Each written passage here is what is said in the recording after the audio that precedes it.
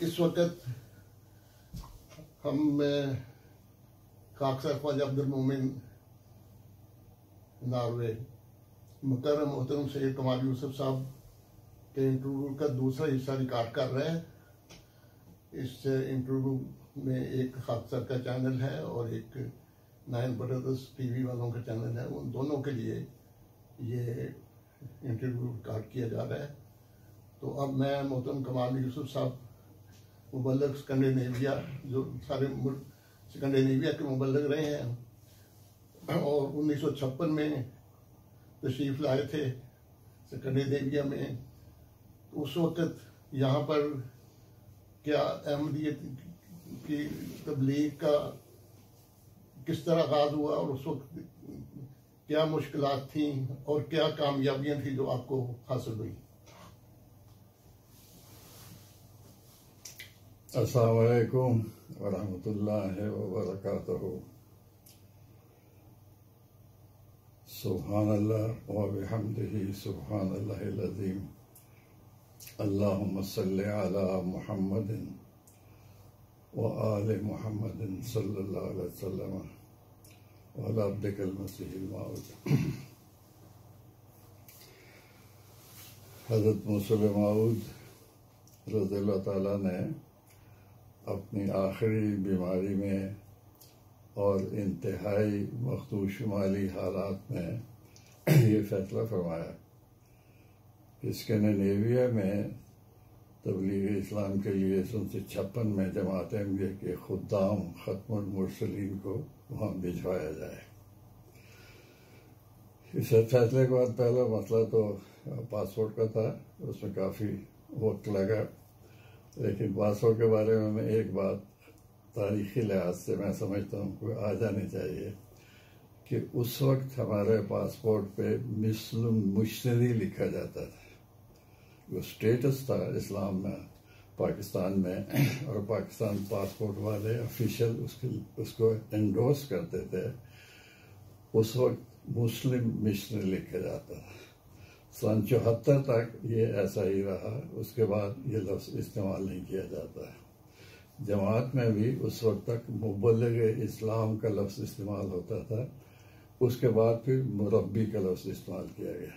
بہرحال پاسپورٹ بن گیا تو پھر مسئلہ یہ تھا کہ جماعت کو بڑے نپی تولی کہنے چاہیے طریق سے فارن کرنسی کی اجازت ہوتی تھی جو مبلغین پائے جاتے تھے.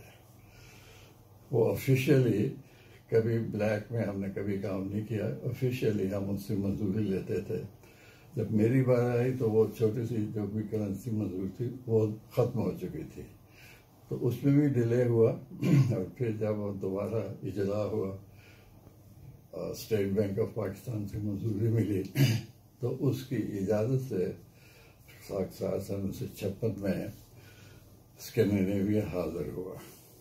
اب وہ حالات کیا تھے؟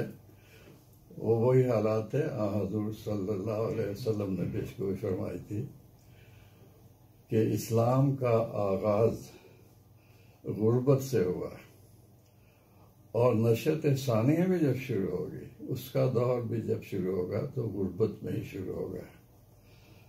اور یہ بے کسی کی جو حالت ہوگی، غریب الوطنی کی، جو دویے سے غریب سے مراد بھیک منگا اور بھکاریوں کا زمانہ نہ سمجھے، بلکہ اس غربت کے زمانے میں بھی جو لوگ نور ہدایت کی دولت بانٹ رہے تھے وہ الید العلیٰ تھا، ان کا ہاتھ پھر بھی اونچا تھا. بہرحال جب میں یہاں حاضر ہوا تو ہمارا بجٹ، سالانہ بجٹ، مجھے تو پتہ ہی تھا بجٹ کیا ہوتا ہے. چودھری عبداللطیف صاحب مرحوم اس وقت ویسٹ جرمنی کے سارے کے وہ انچارج تھے، انہوں نے مجھے بنایا.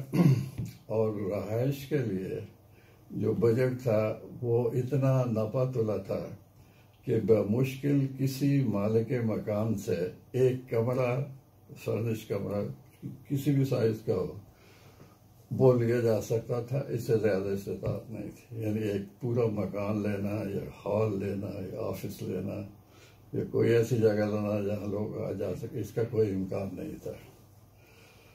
تو پہلے جو میں نے قیام کیا وہ 6.5 سال کا تھا، پاکستان سے باہر آ کے اسکینڈینیویا 6 سال تقریباً ایسے ہی گزرے۔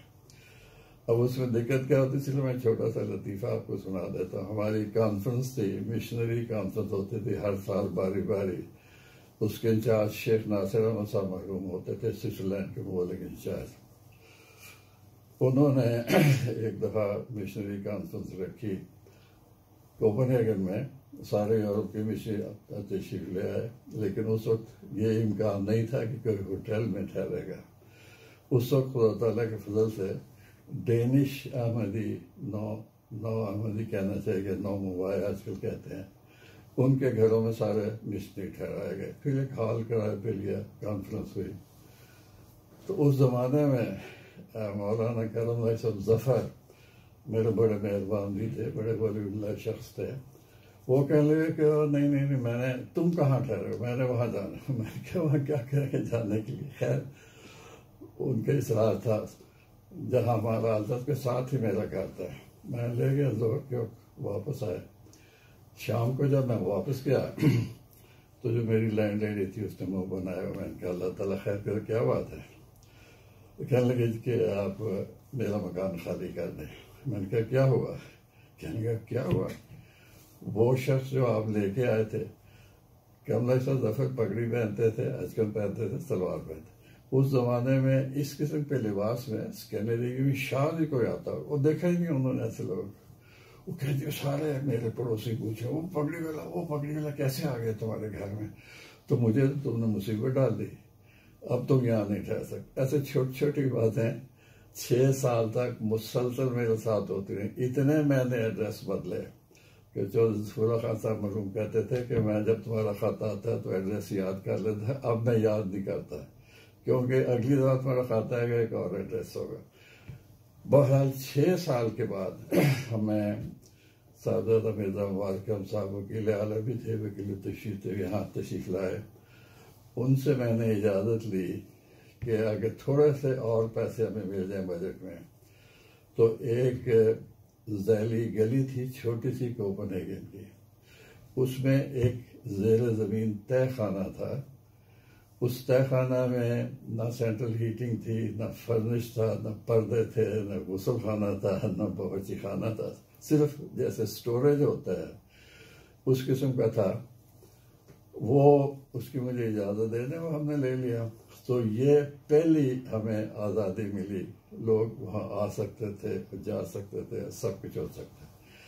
اور خدا تعالیٰ کے فضل سے اس سیلر میں اتنی برکت ہوئی کہ مطلب ہر روز ایسے لگتا تھا کہ عید ہے، لوگ آ رہے ہیں، لوگ جا رہے ہیں، جماعت کے لوگ، جماعت اس وقت اتنے ہی لوگ تھے جو ایک ہاتھ کی انگلی پہ بھی نہیں جا سکتے، وہ سارے ڈینش تھے، پاکستان اس میں کوئی نہیں تھا۔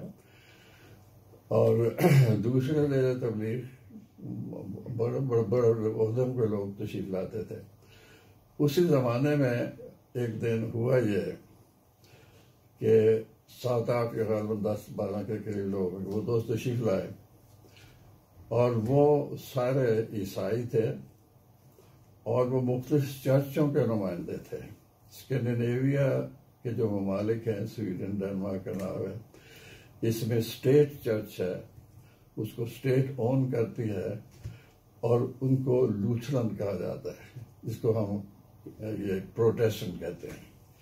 اور بہت سے ایسے عیسائی ہیں جو اس کے ممبر نہیں ہیں۔ وہ چرچز جو اسٹیٹ چرچ کے ممبر نہیں ہیں، ان کے حقوق ایک جیسے نہیں ہیں، بعض حقوق ان کو تھے ہی نہیں۔ انہوں نے آ کے کہا، میری اب بھی تجربہ ہوتا ہے کہ ہماری حیثیت کیا تھی، چند احمدی تھے سارے ڈینش، اس میں سے کوئی بھی ایسا نون احمدی نہیں تھا کہ جس کی شنوائی ہو حکومتوں میں۔ ان کا جی ہمارا ایک ایجنڈا ہے، آپ ہماری مدد کریں۔ وہ ایجنڈا یہ تھا کہ جی ہمیں جتنے بھی ہے، مطلب ان کے جو بھی کیا کہنا چاہیے، اقلیت کا لفظ استعمال کیا جاتا ہے، جو بھی اسٹیٹ چرچ کے عیسائی یا مسلمان یا جو بھی فرقے تھے، ان کو وہ حقوق نہیں تھے جو اسٹیٹ چرچ کو تھے۔ مثلا وہ شادی نہیں کر سکتے تھے کیونکہ ان کے چرچ میں اجازت نہیں تھی. وہ پھر سول کورٹ میں جاتے تھے. اسٹیٹ چرچ چونکہ ممبر نہیں تھے وہاں ان کی شادی رجسٹر نہیں ہو سکتی. تو بہرحال انہوں نے کہا جی ہم ہمارے حقوق کے لیے آپ کوئی مہم چلائیں. خیر اس وقت سب کھڑے تھے ہمارے اس کمرے میں. ایک ٹوٹا ہوا سٹول تھا, اس کو کرسی کہہ لیں, اس کے علاوہ کوئی فرنیچر, سارے کھڑے تھے. ہم فرش بیٹھنے کی بھی جگہ نہیں تھی. ہمارے میسن صاحب جو ہمارے پہلے ڈینش ایم پی تھے, عبدالسلام صاحب, بڑے بزرگ بڑے پاورفل شخص تھے. ان کا چھوٹا سا ٹائپ رائٹر, جماعت کا ٹائپ رائٹر نہیں تھا, فون نہیں تھا, ٹیلی فون نہیں تھا, ریڈیو نہیں تھا, ٹی وی کچھ بھی نہیں تھا ہمارے پاس. صرف ان کے پاس ایک چھوٹا سا, اسی وقت انہوں نے ایک A4 پہ ڈرافٹ لکھا. ہمارے پاس لیٹر ہیڈ بھی نہیں تھا, ایک سادہ سا کاغذ پہ ساروں نے دستخط کیا, وہ پوسٹ کر دیا. اس کے بعد کوئی ہنگامہ نہیں, کوئی پریس کانفرنس نہیں, کوئی جلسہ جلوس نہیں, کوئی رابطہ نہیں, کچھ نہیں. چند دنوں کے بعد چودھری خان صاحب اس وقت صدر تھے یونائٹڈ نیشن کی جنرل اسمبلی کے, ان کو دعوت دی گئی تھی ماسکو آنے کی. وہ کوپنہیگن سے گزرے تو کھڑے کھڑے تشریف لائے. مجھے تو پتہ بھی نہیں تھا کہ وہ آ رہے ہیں. تو فرمانے لگے کہ ڈینش امبیسڈر مجھے وہاں ملا تھا یونائٹڈ نیشن میں, تمہاری بڑی تعریف کر رہا تھا. میں نے کس چیز کی تھا؟ کیا جی وہ قانون آپ نے بنا دیا, ساری جو جتنے بھی مذہبی مائنارٹی ہیں ان کو ساروں کو وہی حقوق مل گئے جو اسٹیٹ چرچ کو ہیں. اور اس کو بہت بڑا کارنامہ سمجھا اس نے, اور بڑی تعریف کی کہ جی کمال ہو گئے. اب یہ دیکھیں پاکستان میں روز شور ہوتا ہے جی اقلیتوں کا تحفظ, اقلیت کے حقوق, اقلیت یہ وہ. یہاں ایک ادنا سا خادم ہے, خادم ختم المرسلین, حضرت مسلم نے بھجوایا ہوا ہے. اس نے ایک چند سطروں کی چٹھی لکھی ہے, پتہ نہیں کیا ہوا, کیسے وہ ٹیبل ہوا, کس طرح حکومت نے فیصلہ کیا, مجھے سے کچھ پتہ, لیکن ہو گیا. اس کا نتیجہ یہ ہوا کہ بعد میں بھی, پہلے تو وہاں مسلمان تھا کوئی نہیں, پاکستان میں بھی کوئی نہیں تھا, پھر ڈینمارک میں بھی آئے, سویڈن میں بھی آئے, ناروے میں بھی آئے. ان کو پتہ بھی نہیں کہ ان کو یہ حقوق ملے کیسے تھے. ان کو وہی حقوق ہیں, ان کی ویسے ہی رجسٹریشن ہے, ان کے اپنے مقبرے ہیں, ان کی اپنی مساجد ہیں, ان کے اپنے سینٹر ہیں, اور اسٹیٹ ان کو سپورٹ کرتی ہے. وہ ہم نے اسٹیٹ سے کبھی سپورٹ نہیں لی. لیکن باقی جتنی بھی تنظیمیں ہیں اس کے نتیجے میں وہ پیدا ہوئی, اور اللہ تعالیٰ نے ہماری یہ ادنا سی خدمت کو قبول کیا. اور اقلیتوں کے تحفظ کے لیے جو جماعت احمدیہ نے اسکینڈینیویا میں کام کیا, اس کے نتیجے میں مثلا ہماری لیجسلیشن. کمال صاحب ابھی یہ ہم اس کو تیسرے حصے میں باقی آپ کا ریکارڈ کریں گے. 2 حصے اب مکمل ہو گئے ہیں, تو تیسرے میں پھر باقی جو واقعات وہ پوچھتے ہیں آپ سے. جزاک اللہ. اچھا, زیادہ